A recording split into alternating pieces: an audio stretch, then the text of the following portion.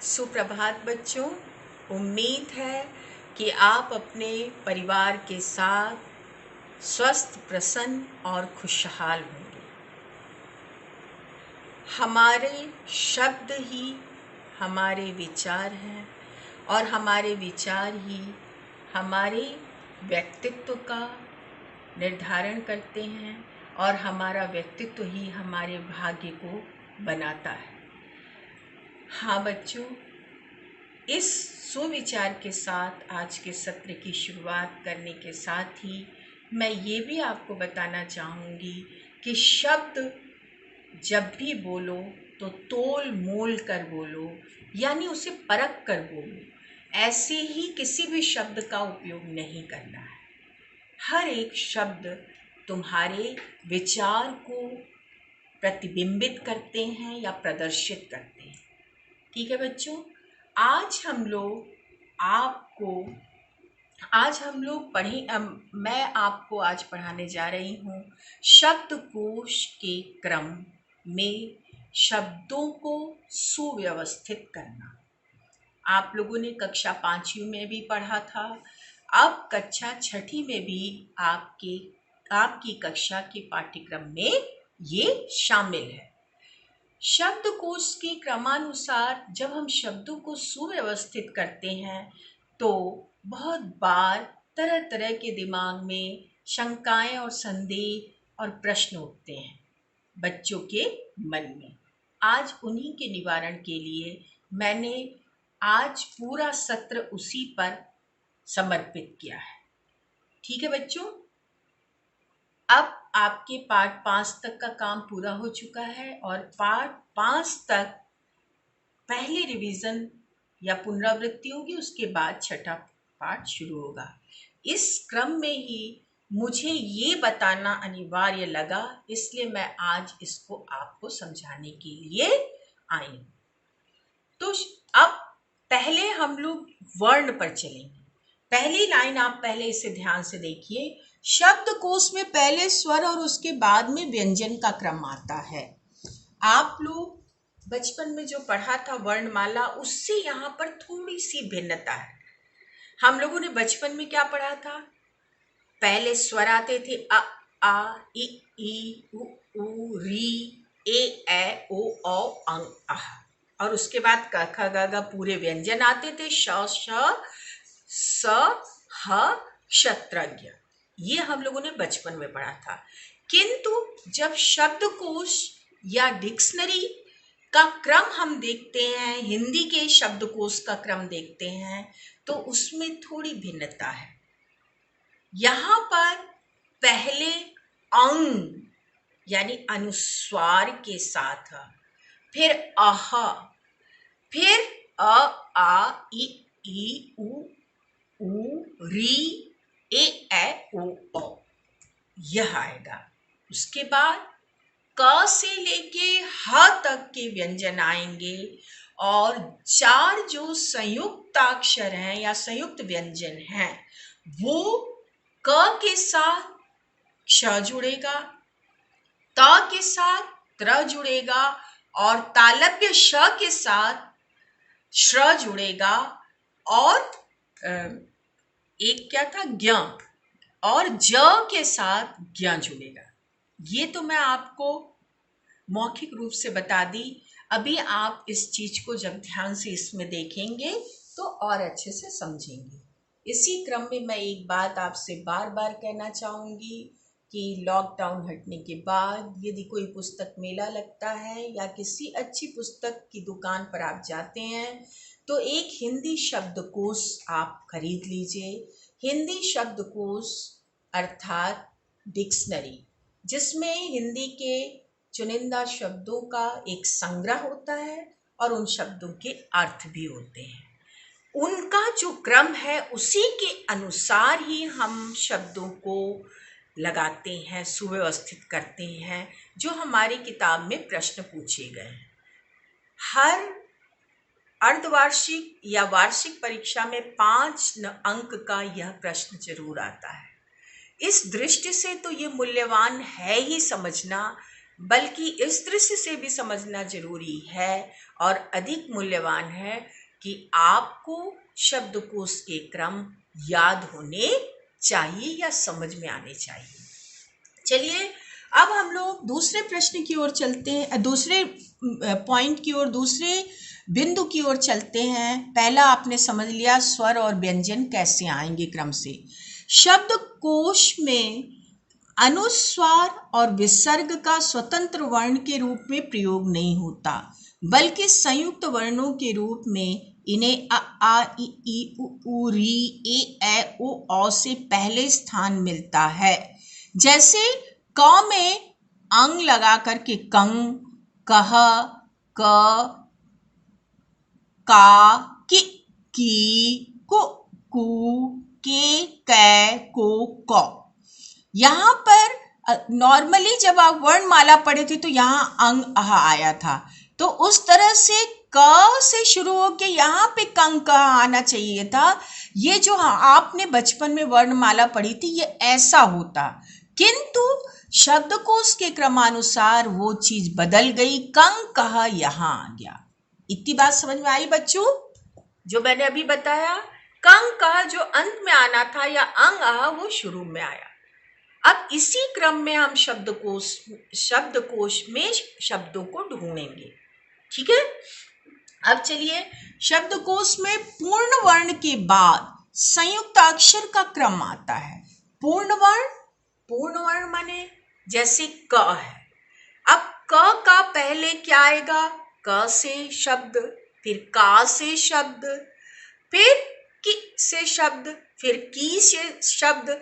इसी क्रम से जब आप कौ तक के शब्द ढूंढ लेंगे तब आप अब क आधा जुड़ने वाले शब्द ढूंढेंगे। जैसे क जुड़ करके कोई शब्द बनता है तो वो, फिर क ख जुड़ करके कोई शब्द बनता है वो। आ रही बात समझ में? यानी क किसी से संयुक्त होकर के अगर कोई शब्द बनाता है वो कब आता है? जब हम कौ की मात्रा तक के सारे शब्द ढूंढ लेंगे या सारे शब्द जान लेंगे। समझ में आया? देखिए जैसे यहां पर दिया है कि शब्द ये कंग, कह, क, का, की, कुकु, क्री, के, कै, को, कौ के बाद क और क ख यानी संयुक्त व्यंजन जो क से संयुक्त हुए हैं वो उन व्यंजनों वाले आपके सामने शब्द आते हैं। अब चलिए आगे, चौथा, शब्दकोश में क्ष, त्र, ज्ञ, श्र का अलग शब्द, ये चारों संयुक्त व्यंजन हैं। इनका अलग शब्द संग्रह नहीं मिलता, यानी इनके अलग से कहीं पर शब्दों का संग्रह या शब्दों का क्रम नहीं मिलता, बल्कि ये संयुक्ताक्षर होते हैं, इसलिए संबंधित प्रथम वर्ण के साथ ही वह दिखाई देते हैं। जैसे यदि क्ष को हमें ढूंढना है, जैसे क्ष से कोई शब्द, आप क्षमा शब्द ढूंढिए या क्षत्रिय शब्द ढूंढना है तो आपको अलग से इसका शब्दकोशीय क्रम नहीं दिखेगा, बल्कि आपको ये क्ष कैसे बना है? क जोड़ श बराबर क्ष। तो आपको कहाँ ढूंढना होगा इसे? क वाले खाने में या क वाली पंक्ति में जाना होगा। इसी तरह त्र से संबंधित कोई शब्द है तो आपको त वाली पंक्ति में जाना होगा। क्यों? क्योंकि त्र कैसे बनता है? त जोड़ र। इसी तरह ज्ञ से शुरू होने वाला कोई शब्द है तो आपको, जैसे ज्ञानी, तो ज वाली पंक्ति में जाना होगा, क्योंकि ज जोड़ इया बराबर ज्ञ। इसी तरह श्र वाला शब्द अगर श्रम या श्रीमती या श्रीयुत कोई भी शब्द है तो आपको श की पंक्ति में जाना होगा, क्योंकि श जोड़ र बराबर श्र। ठीक है, इतनी बात समझ में आई बच्चों? इतनी बात आपके समझ में आ गई होगी कि यहाँ पर मैंने क्या बताया। मैंने बताया कि जब हम क ख ग घ वाले शब्द को ढूंढने लगेंगे और उसी में मेरे सामने कोई ज्ञ से शब्द आ गया तो ज्ञ से अंत में कोई शब्द का संग्रह नहीं है। संग्रह माने शब्द को माने संग्रहित या इकट्ठा नहीं किया गया है। ठीक है, आपको ज्ञ कहाँ ढूंढना होगा? क क वाली सॉरी ज्ञ क वाले में आपको छ ढूंढना होगा। ज्ञ को कहाँ ढूंढना होगा? ज वाली लाइन में। इतनी बात समझ में आई? क्यों? क्योंकि ज जोड़ इया बराबर ज्ञ, तो आपको च छ ज ज के क्रम में ही ज्ञ को ढूंढना होगा, ज्ञ वाले शब्द को। इतनी बात समझ में आई? जैसे ज्ञान, जैसे ज्ञानी, इतनी बात समझ में आई? इसी तरह से आपको क्ष वाले शब्द को ढूंढने के लिए क वाले शब्द के क्रम में ढूंढना होगा, और इसी तरह से त्र वाले शब्द को ढूंढने के लिए त वाले में, और इसी तरह से श्र वाले शब्द को ढूंढने के लिए श वाले क्रम में या श वाले खाने में शब्दकोश में ढूंढना होगा। अब चलिए हम लोग आगे चलते हैं, पांचवें बिंदु पर चलते हैं। पांचवा बिंदु है अंग, इया, ण, ड़ और ढ़ से कोई शब्द शुरू नहीं होता, इसलिए ये स्वतंत्र रूप से शब्दकोश में नहीं मिलते। चूंकि अंग से कोई शब्द नहीं शुरू होता, ढ़ से कोई शब्द शुरू नहीं होता, बीच में इनका प्रयोग बेशक होता है। ड़ से कोई शब्द शुरू नहीं होता, इया से कोई शब्द शुरू नहीं होता, इसलिए अलग से शब्दकोश में इनके कोई शब्द आपको नहीं मिलेंगे। ये सारे व्यंजन बीच में जरूर प्रयुक्त होते, लेकिन इनसे शुरू होने वाला कोई शब्द नहीं होता। तो मैंने 5 चीजें अभी तक आपको बताई। सबसे पहले मैंने आपको क्या बताया कि स्वर और व्यंजन का क्या क्रम होता है। फिर आप देखिए इधर, फिर दूसरा मैंने बताया कि शब्दकोश में अनुस्वार और विसर्ग का अलग से कोई वर्ण नहीं होता, बल्कि ये शुरू में ही जोड़े जाते हैं, जैसा कि ये मैंने आपको बताया। तीसरा, कंग, ये शब्दकोश में पूर्ण वर्ण के बाद संयुक्ताक्षर का क्रम आता है, जैसे यहाँ पर देखिए संयुक्ताक्षर का क्रम आया। फिर शब्दकोश में छत्र, ज्ञ, श्र का अलग शब्द संग्रह नहीं मिलता, बल्कि संयुक्ताक्षर ये होते हैं, इसलिए ये कहाँ पर मिलेंगे? आपको मूल व्यंजनों के साथ ही इनके क्रम को आपको ढूंढना होगा। अब पांचवा मैंने बताया कि ये 5 ऐसे वर्ण हैं, ऐसे व्यंजन हैं जिनके शुरू होने वाले शब्द नहीं होते, इसलिए इनका कहीं शब्दकोश में शब्दों का संग्रह नहीं मिलता। अब चलिए हम लोग आगे चले। प्यारे बच्चों, इतनी बात ध्यान में रखने की है कि शब्दों को जब भी हम शब्दकोश के क्रमानुसार संख्या देंगे तो ऊपर जो बातें बताई गई उसे ध्यान देंगे, तभी हम शब्दों को सही क्रम दे पाएंगे। उसी चीज को मैं अब आपको संक्षेप में यहाँ पर बताई हूँ। जितनी बातें मैंने आपको विस्तार से ऊपर बताया, उसी को संक्षेप में मैं आपको यहाँ पर बताई हूँ। ध्यान से देखिए बच्चों, आपको जरूर समझ में आएगा। क्रम क्या होगा? अंग, अह, अ, आ, ई, ये क्रम होगा। फिर क के क्रम में ही आपको क्ष को भी ढूंढना होगा। ठीक है। फिर च, छ, ज के क्रम में ही आपको यहाँ पर ज्ञ को ढूंढना होगा, और त के क्रम में ही आपको त्र को ढूंढना होगा, और श के क्रम में ही आपको श्र को ढूंढना होगा। प्यारे बच्चों, शब्दकोश के क्रम में हमें शब्दों को क्रमानुसार लगाते समय उपर्युक्त बातों को ध्यान में रखना चाहिए। इतनी बातें आपको समझ में आई होंगी। यहाँ पर आपके मन में ये प्रश्न उठ रहा होगा कि मैम अह से कौन से शब्द होंगे, या अनुनासिक अगर आ गया तो अनुनासिक चिन्ह वाला तो क्या करेंगे। प्यारे बच्चों, आप पहले अनुस्वार फिर अनुनासिक का प्रयोग करेंगे क्रम में, और अह से शुरू होने वाले कोई भी शब्द जो भी होंगे वो अनुस्वार और अनुनासिक के बाद ही होंगे। जैसे एक शब्द है दुंदुभी, दुंदुभी या नगाड़ा, ठीक है, और उसके बाद दुख, तो दुख द के बाद विसर्ग है, तो हमेशा दुंदुभी के बाद ही दुख शब्द आएगा, आप अगर शब्दकोश में देखेंगे तो। इतनी बात सबके समझ में आ गई होगी बच्चों। अब हम लोग थोड़ा सा इस चीज को व्यवहारिक रूप से भी समझ लें। आइए हम लोग अपने बीच बीच में मैं इस पर आपका ध्यान दिलाती रहूंगी, ध्यान दीजिएगा आप लोग। चलिए, जैसे ये मैंने कुछ शब्द लिख रखे हैं 2 प्रश्न बना करके, जैसे ये आपकी पाठ्य पुस्तक से ही हैं, आगे के पाठों में है। मैं इसको अभी समझा रही हूँ क्योंकि अभी ये संबंधित है आपकी पढ़ाई गई चीज से, जो अभी अभी मैंने पढ़ाया, इसलिए मैं इसको यहाँ रख रही हूँ। अब आप भी मेरे साथ साथ मन में सोचिए कि मैम ने क्या बताया था। पहले कौन सा शब्द पर पहला नंबर कौन से शब्द पर आएगा? पहला नंबर मैंने आपको बताया था अनुस्वार। इतनी बात समझ में आई? तो आप पहले अनुस्वार पर 1 लगाएंगे, फिर अनुस्वार वो भी पहला वर्ण।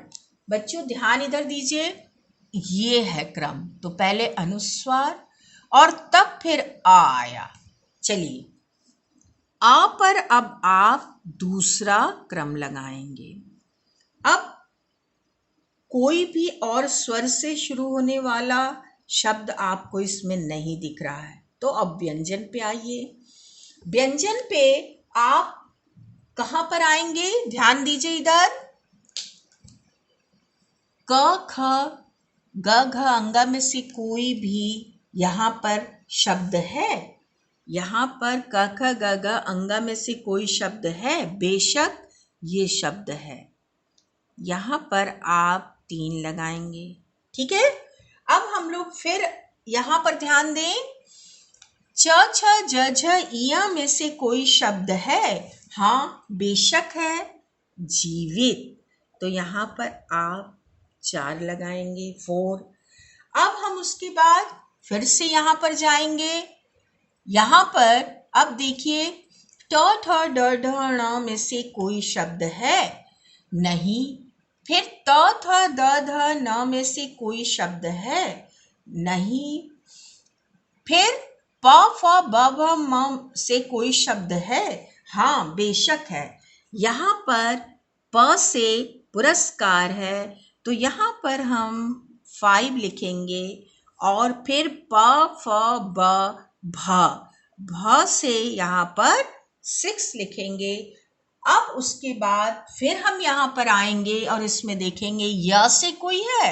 र से, ल से, व से नहीं है। श से बिल्कुल है, तो श पे हम अब 7 लगाएंगे और उसके बाद मूर्धन्य श से नहीं कोई शब्द है, स से शब्द है, तो स से हम यहाँ पर 8 लगाएंगे। और इसको लिखने का एग्जाम में या परीक्षा में या आप अपनी पुस्तिका पे कैसे लिखेंगे? पहले हम 1 क्या है मेरा? अंग रक्षकों, तो ऐसे लिखेंगे। फिर 2 क्या है? अतिथि। फिर 3 क्या है? गृहिणी।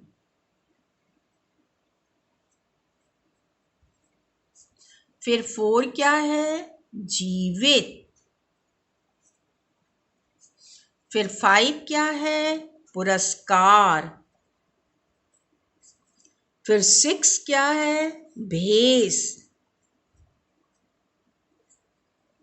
और फिर 7 क्या है? शीघ्र।